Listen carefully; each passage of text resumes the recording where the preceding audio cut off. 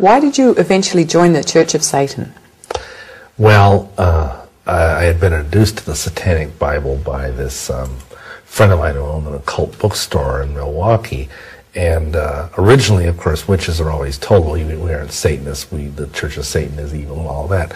But as I read it, I realized that basically the magical concepts in the book were pretty similar to the magical concepts that were taught by Wicca, except they were more honest and more open about what the true source of the power was. And it's like a gradual thing of seduction. You start out and then you read a little bit and then you kind of get deceived and you read a little bit more. And it's kind of like, you let the nose of the camel in the tent, before you know it, the whole camel's in the tent. And the Church of Satan I contacted them, and they said, well, we'll send you our newsletter, and you'll learn a whole lot more than what is just in these two books. Because that time he had two books out. He had the Complete Witch and the Satanic Bible. So anyway, I basically joined it because I was on a quest for more knowledge. What does it take to be a Satanist? Well, in terms of the Church of Satan, all it takes is, you fill a little application form and send them your whatever. I don't know what it is now. I think it was $25 when I joined up, and then you get this little red membership card with black print that says you're a member of the infernal kingdom of hell, and it's got the goat's head and the inverted pentagram and everything on it. And then basically you just study stuff, and if you want to go forward, then you have to fill out a very detailed questionnaire. And if they deem you, quote-unquote, worthy, then you become a second-degree member of the Church of Satan, which is called, in the case of a male, it's called a warlock. But otherwise, I mean, if you want to know about the higher-level satanic stuff, then it's a lot more complicated. Thank you. And did you tell the lower-level witches that you joined the Church of Satan? No, because we felt they weren't ready for that information. It's kind of like the layers of an onion. The very essence of any, again, remember, occult means hidden. So the very essence of any occult society is that the people on the outside are not allowed to know what's going on the inside, and the people on the inside are not allowed to know what's going on the real inside. And it just keeps, getting in further and further until you get to the heart of the artichoke. What are the different levels of being a Satanist? Well, again, I never got higher in the Church of Satan than a warlock, but I know that I realized fairly soon that they were more or less dabbling around the fringes. See, the Church of Satan is kind of regarded as window dressing. It's like a PR thing, and it's a way of drawing in what Anton LaVey called the rubes. See, Anton LaVey was a former carnival huckster. He played the calliope in the circus and played organ for strippers and stuff like that in the carnival. And so he had a very carnival mentality. And I don't know if you know anything about carnival people, but they call the people that are the marks, they call them rubes. And so the Church of Satan was basically a way of drawing in the rubes. And then those who really had the fire for more, they wanted really to get more stuff, then they would somehow or other be led to a more serious organization. And in my case, I first of all got involved, I heard through the grapevine, so to speak, because of course there was no internet back in the 70s, about an organization in Michigan called the Order of the Black Ram. And I got involved with them, and then from there I was introduced to the Brotherhood, which is the hardcore satanic organization. They have basically 10 levels of initiation. And the highest level is called Ipsissimus, which means the very most selfish of self. Oh, nice. And it basically means you're a living God. You're a living God upon the earth. I never got that high, sorry to say. Okay. But anyway, so basically in hardcore Satanism, there's 10 levels. And I got up to level 8. Okay, thank you. You say you became a satanic priest. What did you have to do to become that? Well, first of all, I had to be a Catholic priest, but that was already kind of halfway taken care of. And then in order to be ordained in the satanic priesthood in the Brotherhood, I had to, finally the big moment, I had to sell my soul to the devil. And there was this, it was really very strange because there was this beautiful park in a city in suburban Illinois, which I was told was basically owned by the Brotherhood. The whole city was totally controlled by the Brotherhood. They had a huge mansion there of a very, very wealthy, if I said the name, it's a major industrial force in America that were Satanists, and they gave this mansion over to satanic rituals. And additionally, this park, which was a fully public park, broad daylight. It was full of Egyptian statuary, and they had this giant trapezoidal altar in the center of the park. And, you know, everywhere you looked were these satanic-looking Egyptian statues and weird statues. You know, it was a public park. This is the strangest thing, and I've gone through a lot of strange things in my day. But here it was broad daylight, beautiful sunny summer day. And I was led down this path, and the thing was the police. There were police cars going all around the park, keeping people out. And for your I was ritual? led up to for my ritual. Wow. And I was led up to this altar, and there I had to prick my thumb and sign my name in the black book and sell my soul to the devil. And for 7 years, he was going to own me, body, soul, and spirit, and I would serve him. And at the end of those 7 years, he would get to kill me and take me to hell. But in the meantime, I could have everything I wanted: wine, women, song, wealth, whatever. Wouldn't you be a bit worried about the next 7 years? Well, first of all, I knew if I was a really good boy, I could renew my contract, kind of like a pro football player, you know. But beyond that, see, we were taught that hell was like this non-stop orgy of sex, drugs, rock and roll for all eternity. And that basically what the cosmology, if you will, of hardcore, see, like the Church of Satan doesn't even believe in heaven and hell. They believe that you make your own heaven or your own hell here in this life. Officially, that's their teaching. Because the Church of Satan doesn't believe in Satan. They just believe Satan is like an archetype, a kind of a role play, ritualized, dramatic figure that you use as a symbol in psychodrama, okay? But hardcore Satanists do believe in a heaven and a hell. And we were taught that hell is basically the place for masters, for those who are little gods that bestride the earth, and that heaven is for the slaves, for the sheep, because heaven is boring. All you do is sit on a cloud and twang away on a harp for all eternity. Whereas down in hell, you get to have orgies and get drunk and have, you know, lots of drugs and everything for all eternity. I see. So how long were you a satanic priest? Well, let me think. No one's ever actually asked that question. Probably about 2 years. Okay, and what did you do? Well, there's certain high satanic holidays, including every Friday night at midnight, where you celebrate the satanic mass, and plus we would do various rituals. See, I was a Satanist who was involved in the religion of Thelema as well, Aleister Crowley's New Aeon religion. So we celebrated what is called the Gnostic Mass. We did all sorts of other rituals. I mean, we wrote some of our own rituals. In fact, as you're encouraged to do that, it's kind of magical creativity. But basically, we would do rituals like on the high festival days, and we do black masses on the Friday night at midnight thing. And then if there was a need of some sort of initiation, because there's just like there's baptism in the Christian religion, well, there's initiations in Satanism too, on a lower level than the priesthood.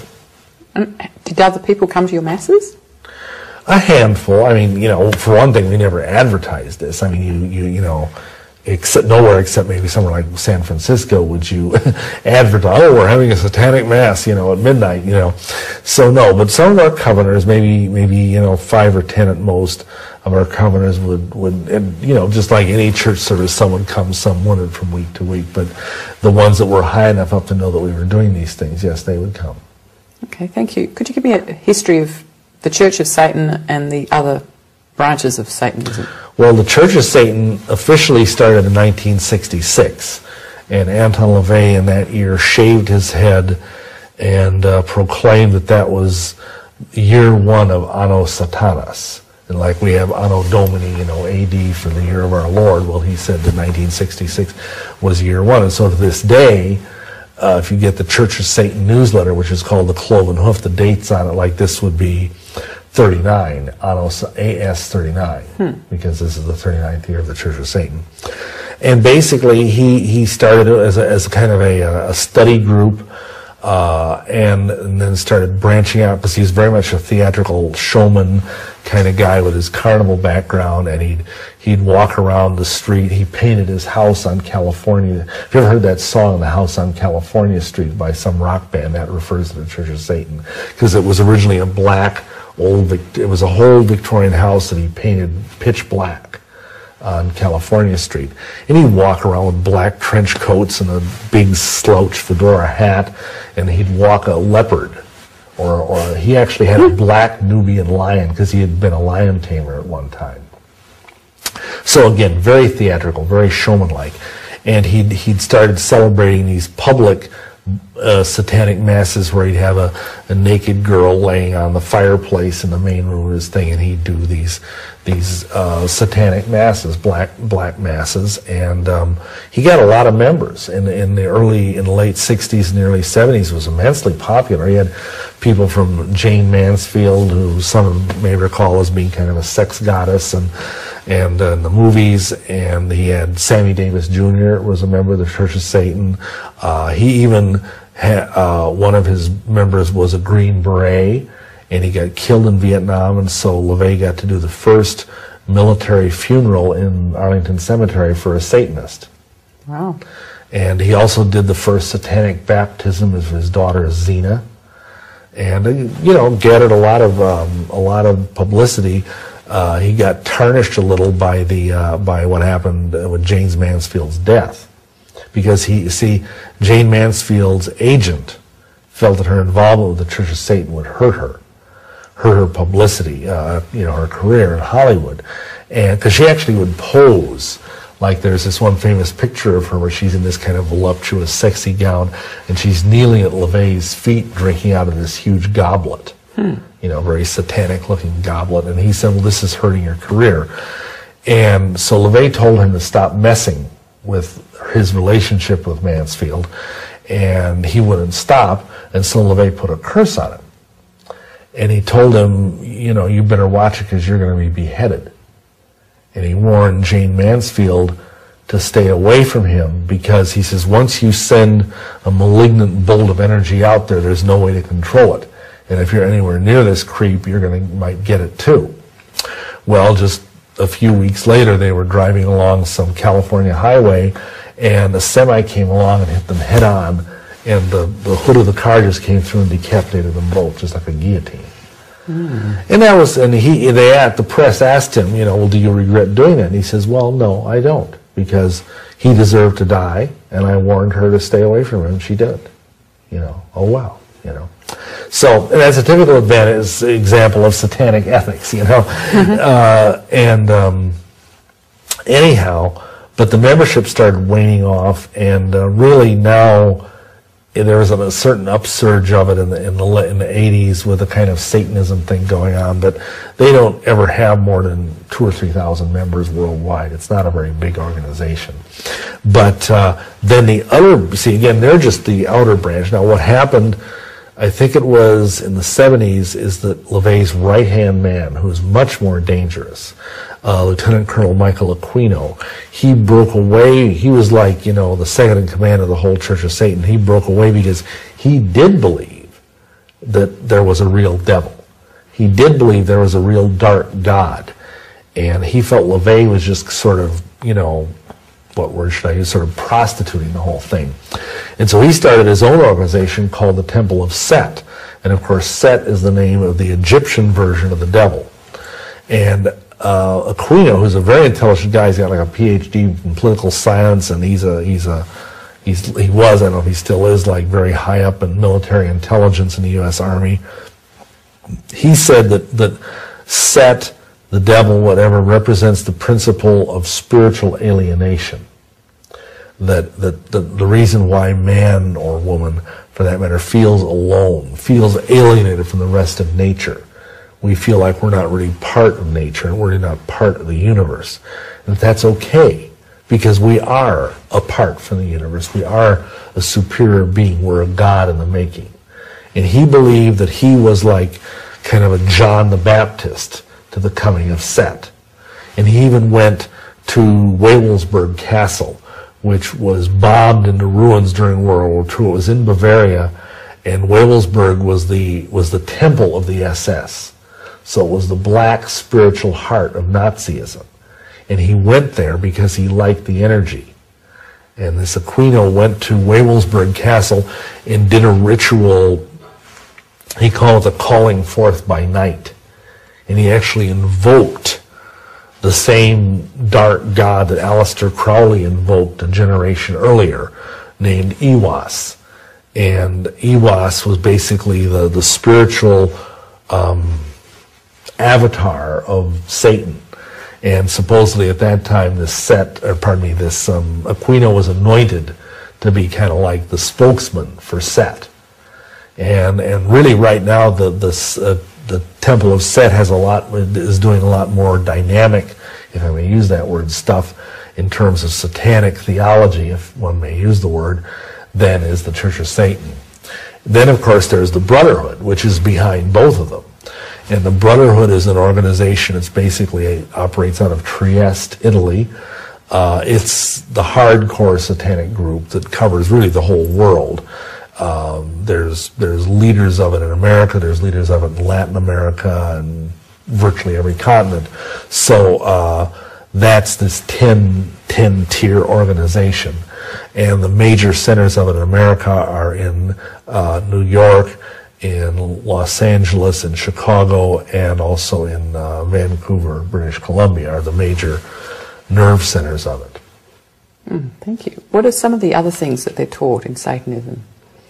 Well, excuse me, I mentioned their kind of, if you will, their eschatology. They believe that the devil is going to dethrone the true God. They believe that there will be an Armageddon-like battle in which he will come and use all of the lost souls that are under his power, the millions of people on earth and the millions of people that are in hell, and he will invade heaven, and he will bring down the kingdom of Yahweh, and he will set up his throne again and rule the universe. That's their kind of apocalyptic vision.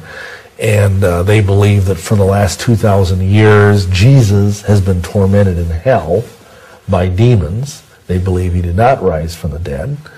And basically they hate Jesus with all their might. And they believe originally that, this is kind of hard to explain, they believe that originally that God and the devil made a deal. And that all the people who were mighty and who were masters and who were giants on the earth, so to speak, not literally giants, but great men and women, that they would get to go to hell. And that all of the losers and peons would get to go to heaven. But what wasn't in the bargain is that Satan's reputation would be vilified. And so he got mad because he was getting all of this negative press from, God's press people. And so there was this rebellion in heaven. And that's kind of the strange theology behind all this, is the idea that somehow God stabs Satan in the back and he wants his kingdom back.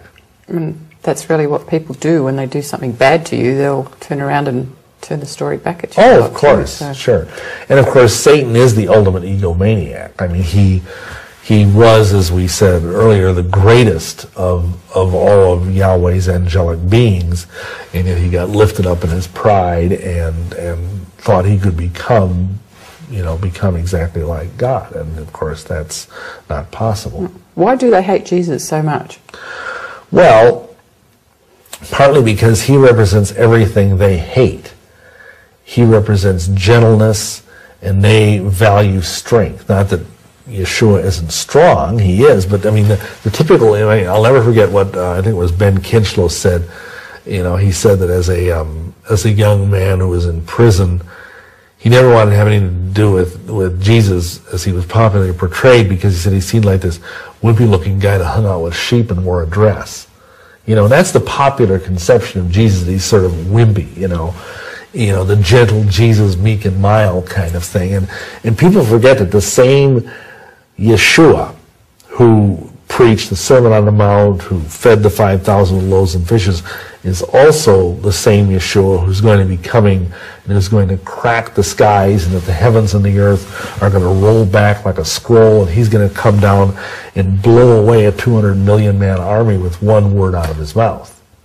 But see, people don't like to say that. They don't like to think about that. They like their nice little cuddly, safe Jesus. They don't like this. They like the lamb. They don't like the lion of the tribe of Judah. So anyway, I'm starting to preach here. But the point is that they just everything that Jesus represents self-sacrifice to the Satanists, and they don't believe in that. They believe in doing everything for yourself. And also this whole idea of loving your enemy, doing good. They say, smite your enemy on the cheek, smite him hip and thigh with a sore slaughter, that he might go away and know that he should not attack a great master such as you are. They talk about knocking their teeth out and everything. I mean, it's the total inversion. And of course, that's the word Satan, ha-satan in Hebrew, means the adversary. So whatever Yahweh is, Satan isn't. It's like, this. So Satanism is designed to be a mirror image of Christianity, where Christianity zags, it zigs.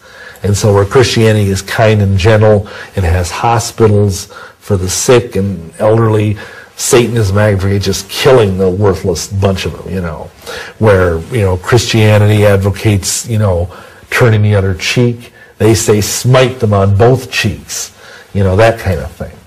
Okay, what other lies are they told? Well, obviously they're told at one point in the Satanic Bible, which even hardcore see. I personally believe the Satanic Bible is actually channeled by LaVey, and actually is the words of Satan, at least in part, just because I believe, heard the voice of Satan on a few occasions, and it's very much in his character. And he says at one point, you do not need a redeemer. Say to thyself, I am mine own redeemer. And, in another place it says, behold the crucifix. What does it symbolize? Pallid incompetence hanging on a tree. And another place it says, I take my axe and I split open the worm-eaten skull of Jehovah, and I spit in his rheumy blind eye. I mean, just really nasty stuff, about the Almighty. And they're taught basically that there's nothing, that you're kind of like walking as a master upon the earth, and that some people, if they don't get out of your way, they can be killed. Now, they will be very careful to say, not literally go out and, like blow them away with a 444 Magnum or something. But you are allowed in Satanism, they have three rituals. They have a ritual of lust in the Satanic Bible, and a ritual of compassion, and a ritual of destruction. And you do the ritual of lust if you want to seduce someone. It doesn't matter which sex. You do the ritual of compassion if you want to heal someone or sort of bless someone.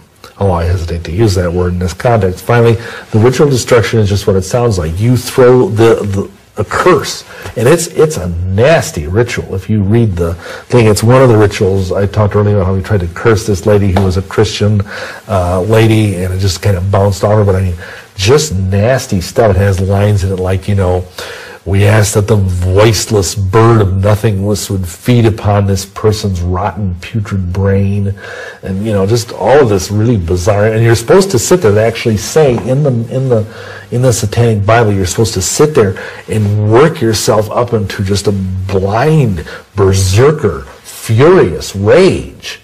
Because again, the three keys of magic are essentially to be in a certain relaxed mental state, to visualize what you want, and then to put the emotional content, the desire behind it. in its most basic form. You can throw out all the trappings, all the little bells and candles and pentagrams. Those are the three things you have to do, and that's what's called mental magic. And so Satanism teaches that if you're going to kill, like what they did with this guy, you just throw out this bolt of energy with all the hatred, all of the venom, all of the vitriol you can possibly imagine, and it's going to just go out there like a psychic bomb on the nuclear, I should say a nuclear bomb on a psychic plane. So they're also, of course, told that, again, that there is no real God, there is no hell, there is no heaven in regular Satanism, in the Church of Satan. They're taught also a kind of Ayn Rand-like objectivist ethics, in other words, where radical selfishness, where everything amounts to me, and if there's nothing in it for me, I won't do it. Things like that. I'm trying to think what other lies they're taught. You might as well just say they're taught everything exactly the opposite of what even conventional society teaches. Right. Right. So if you're taught to love your neighbor, they say, well, if your neighbor's worth loving, maybe you love him, especially if they're cute and attractive, you can get them in the sack. But if they're not, then, despise them, or at least ignore them. Right. How is it that people become more and more entrenched in the Church of Satan and all these different levels? What is the thing that actually... Well, it's a spiritual bondage. Once you put your foot... Now, you see, that's the funny thing. Anton LaVey never asked you to sell your soul to the devil. He says in some of his writings, it's the Christians that want souls. Satan isn't interested in souls. Of course, that isn't true, but so the Church of Satan never does that. You will never get a letter from them saying, okay, now it's time for you to sell your soul to the devil. They wait until you get higher up to do that. But again, once you swear allegiance in some way or another to the devil knowingly, it just blows open all the doors of hell in your life, and it's like you're standing there spiritually naked, saying, "Okay, come in." And I even remember literally kneeling before our satanic altar and begging demons to come into me, because I believed that the demons would give me more and more magical power. So at first for me it was a quest for knowledge, but then it ultimately became also a quest for power. But at the same time, see, this is the paradox. I believe that by doing this, I would be helping people. I believe that I would have the power to heal people, to make money out of thin air so that I could help my friends and my family. I believe that I would have the power to almost become kind of because one of the suggested readings in the Church of Satan is the philosopher Nietzsche. The idea of man and Superman. And of course, Nietzsche is the philosopher who said God is dead. And he's also the philosopher who said that the church is the grave of God. And if you want to smell God's rotting corpse, go into a church. But he was talking about Catholicism, wouldn't he? He was talking about any form of Christianity. He just hated Christianity in general, and so that's naturally why the Satanist church likes him. So, we were taught this kind of idea that we would become like a Superman almost on here, not literally flying around in a red cape and blue tights, but having all these mighty powers and being able to help people. And that's what I thought I was on my road to. Did you know any people that were like that? Well, and I don't want to get ahead of my story here, so to speak, but as I got involved in Illuminati, I met people who did seem to have pretty miraculous powers, nothing as spectacular as that, but yes, I did. And how did their lives end up getting better and better? Well, they ended up dead, but of course, don't we all? It just, the difference is what kind of retirement plan do you have after you die? Right. But in fact, no. Most of the people we knew that were in Satanism, their lives were pretty miserable.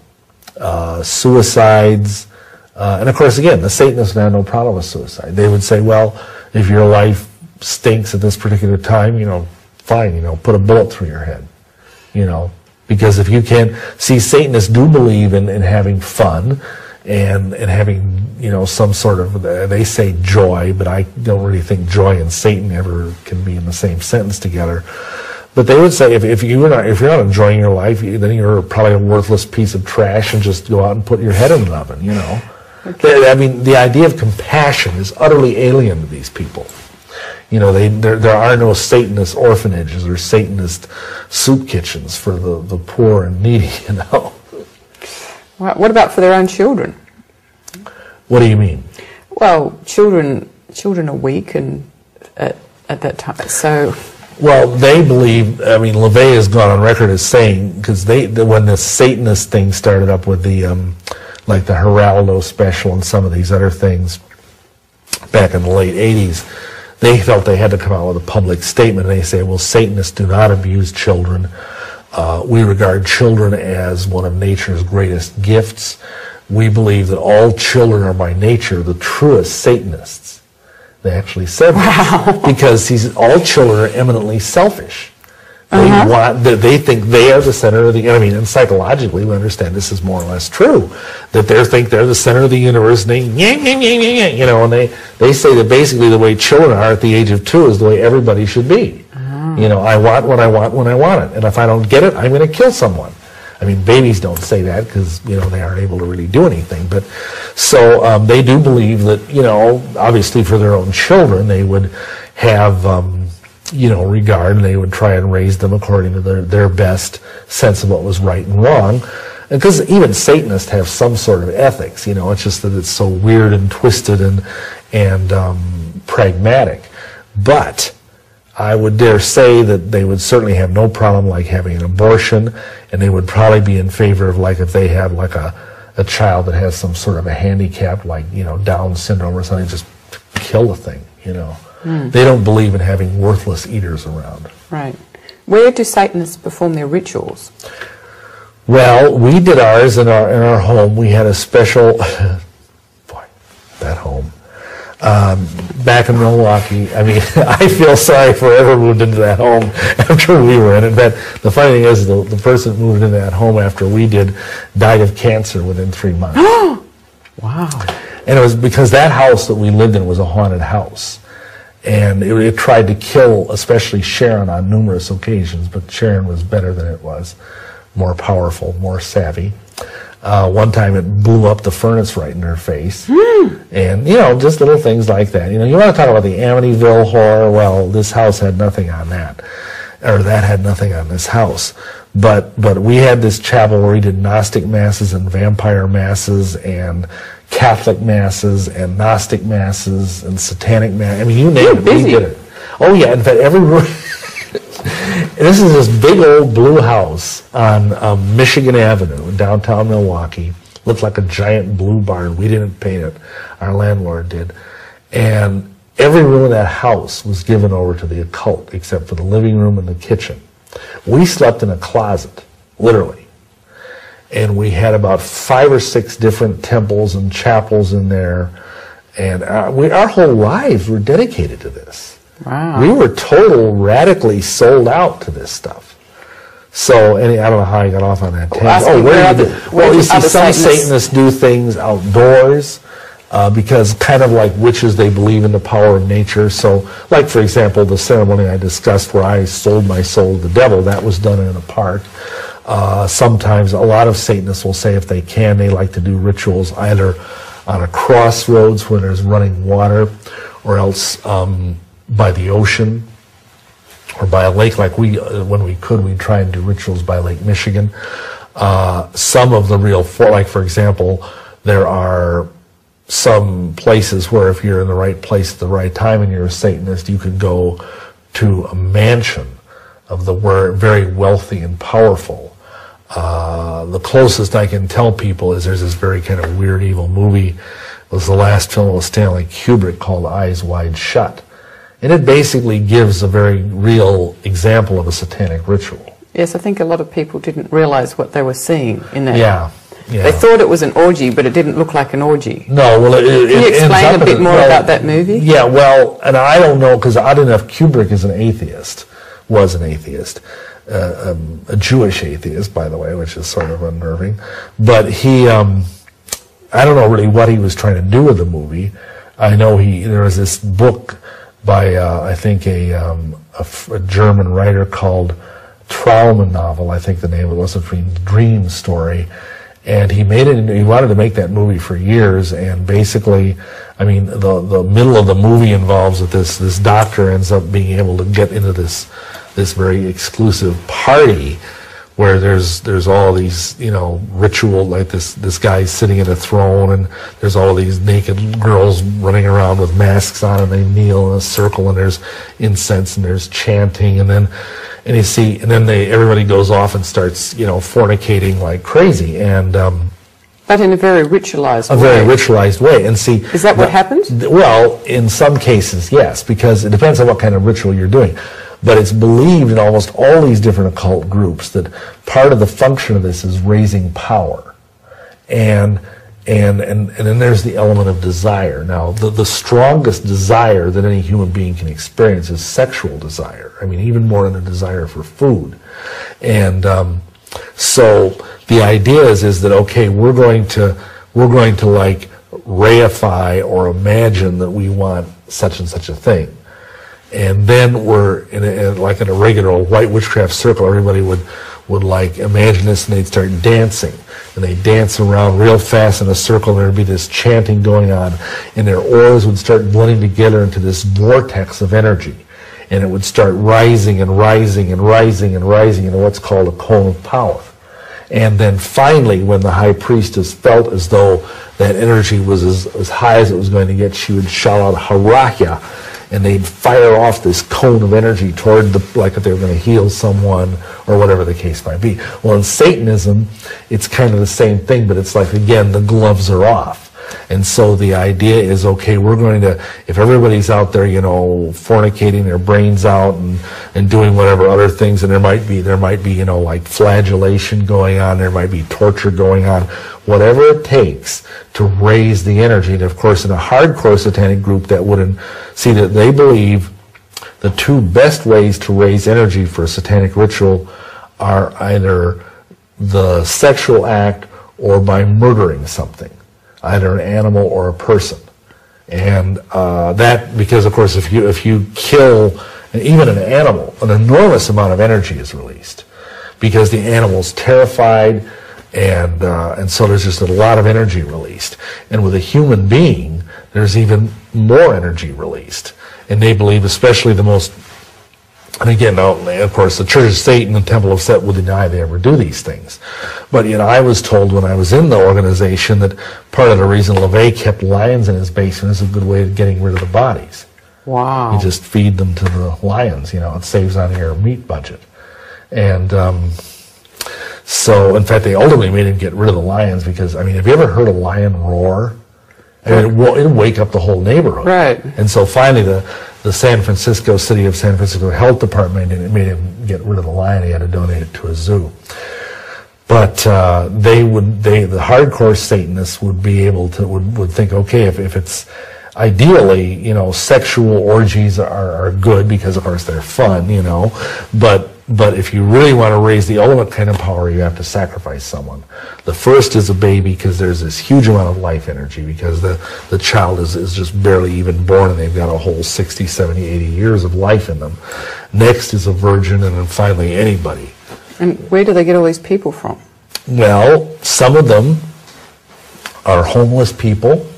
Some of them are prostitutes that don't know what they're getting themselves into. Some of them are people that are actually raised within the coven, kids that are born without having any, you know, they don't have any documentation. They were born at home by, you know, midwives and such, and then, you know, they're just raised until they get to whatever age they want them to be, and then they're killed. And some of them are people that they kidnap, like, because they really, the hardcore Satanists really get off on the idea if they can find a Christian that they can kill, especially on certain high ritual days like Easter or Christmas. They love, if they can find somebody who's a professed Christian and kidnap them, they'll do it. And were you ever involved in any of these, you know, human murder rituals? No, fortunately not. I was involved in some animal sacrifices. I think the worst I ever did was I sacrificed a hamster. But I still feel very bad about that because I think that's, you know, very reprehensible. But no, thankfully Yahweh got me out of all that before I ever had to do something like that. But I know at the time I was moving in that direction. We'll talk more about that later. Okay. Am I right that some Satanists like performing their rituals in rubbish dumps? Well, yeah, there are some groups, and you see, it depends. This is very much like the Catholic Church, in that there's, like, you know, the Catholic Church has masses where they say have purple vestments, and they have masses where they have red vestments, and they have masses where they have white vestments, and all this stuff means something, you know. Well, similarly, if you're doing a certain kind of ritual and a certain kind of feast day, then some satanic groups are called neo-Gothic. And they're the ones that like to do it in old churches and have all these robes and incense and black candles and stuff like that, kind of like an old horror movie, like the movie, you know, The Devil Rides Out or something. Now, on the other hand, the Satanists that are considered really hardcore Satanists will do things like what you're describing, where they will find some really ghastly place, a graveyard or a garbage dump, or something of that nature that's really disgusting, that smells awful, and there's like methane fires burning and all of this symbol of, you know, this one outfit that I went to, they hung like dozens of dead dogs all over their chapel, just that were dead for like weeks. And flies and, you know, buzzing, it just smelled awful. But because, again, see, you know, Satan is the Lord of the flies, Baal Zevub. So, you know, it depends on what aspect of this they're trying to get at. Please tell us about your experience on one of Saturn's moons. Well, in the middle of being involved in all of this stuff, especially the satanic stuff, I'd gone home to visit my parents, who lived about 150 miles away in a little tiny farm town in Iowa from where we were living in Milwaukee. And the darndest thing happened. I was, for some reason, my wife, Sharon, had stayed behind us, so I was alone in my own bed. And I had this, at first I thought it was a dream.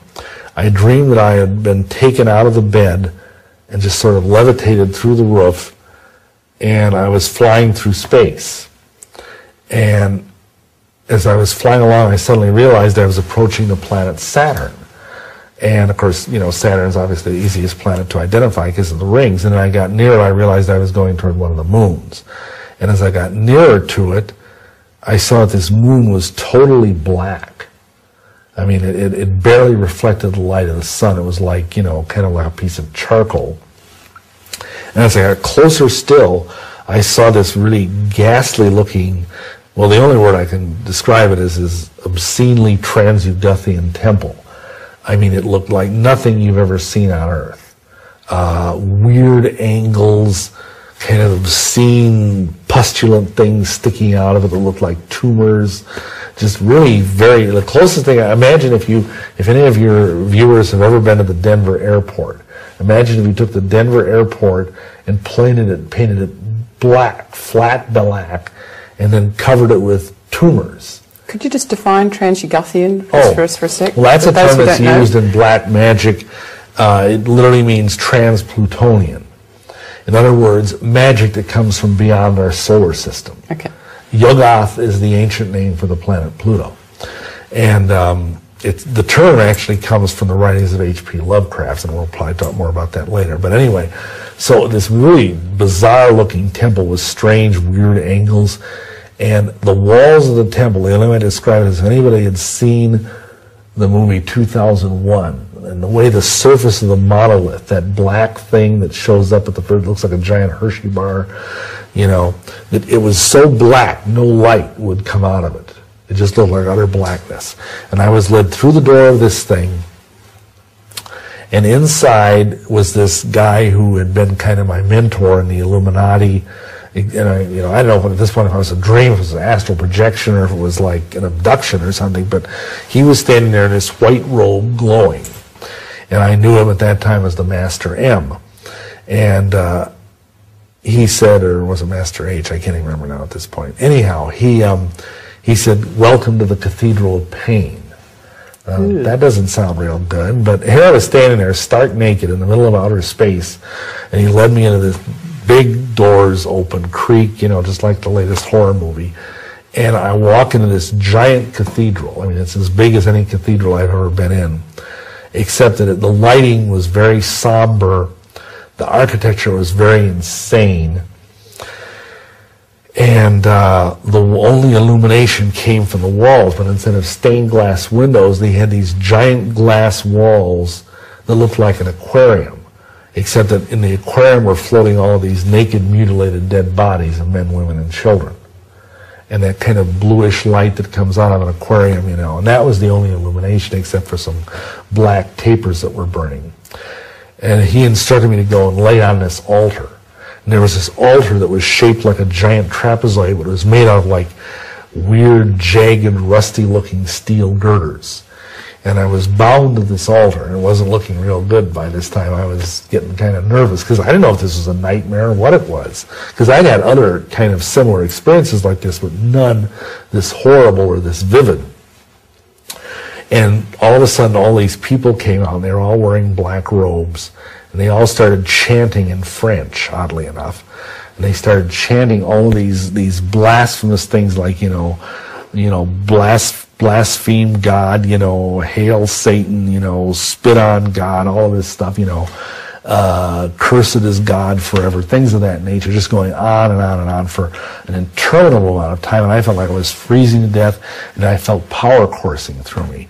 And all of a sudden there was this throne on the far end of the room, kind of like where the altar would be in a Catholic cathedral. And all of it was massive throne made out of steel girders, and over it was an inverted pentagram. And all of a sudden this being started appearing on the altar, like first just sort of a shimmering white light. And then it coalesced into this, first of all, it appeared like this almost angelic figure, beautiful, blonde-haired, really gorgeous male, and then all of a sudden it changed and became like this goat-headed, like goat of Mendes. And then it changed again and it became like a winged bull. And it kept coruscating back and forth, like alternating, like faster than the eye could see between these two forms. And he rose from the chair, and this was a massive figure. I mean, it was easily 20 feet tall, and strode down to where I was laying on this altar. And he had these really long talons, like the talons are probably about this long. And I was laying there on my back, tied up. And he comes up to me, and he drove this talon into my forehead. And it just was like a searing, like red-hot poker of light, and it seemed to go right in to the middle of my cerebral cortex. And all these people are chanting all this blasphemous stuff in the background still. And he says, "Now you belong to me forever, body, soul, and spirit." And I felt this blinding white light fill my mind. And it was just like someone poured white-hot molten metal all over my brain. I've never known such pain in my life. And the next thing I knew, I was hurtling back to Earth like in this comet, in this fireball, faster than you can imagine. And, my head was still throbbing like a son of a gun. And all of a sudden, I came through the Earth's atmosphere and landed, blam, right in the backyard of my parents' house, just like, and oddly enough, the thing that came into my head, because I'd been studying at the seminary some time, and then I knew a little bit of the Bible, that one line where Yeshua says, "Behold, I saw Satan fall like lightning from heaven." And I thought of that, and I was literally laying there in this like small crater, literally in my backyard, with fire burning around me, just like I had landed from some kind of weird spaceship or other, And so I staggered back. Fortunately, it was still like 2 or 3 o'clock in the morning, and I staggered back into my room, and my head just was, throbbing like I had the world's mother of all hangovers. And I went to bed, and I woke up, and it was all out of a dream, and I looked out, and there it was on the lawn, and my father and mother wondered what the heck happened to their lawn, and I had this scar on my forehead. So, that's the story of the moon of Saturn. That is a unique story. Thank you for telling us. And people ask, well, were you on drugs? I mean, I don't know. I'd certainly taken hallucinogenic drugs in the past, but no, I was not on any drugs. The lawn hadn't taken drugs? No, the lawn hadn't taken drugs. And I think it was some kind of genuine experience of it was basically my Luciferian initiation. where I got enlightened, so to speak. And but the light was the light of Lucifer. It was not the light of Yahweh. And it was very painful. Yes, yes. Oh, yeah. It was one of the, I think, still the worst thing that's ever happened in my life in terms of physical pain. Horrible. Yeah.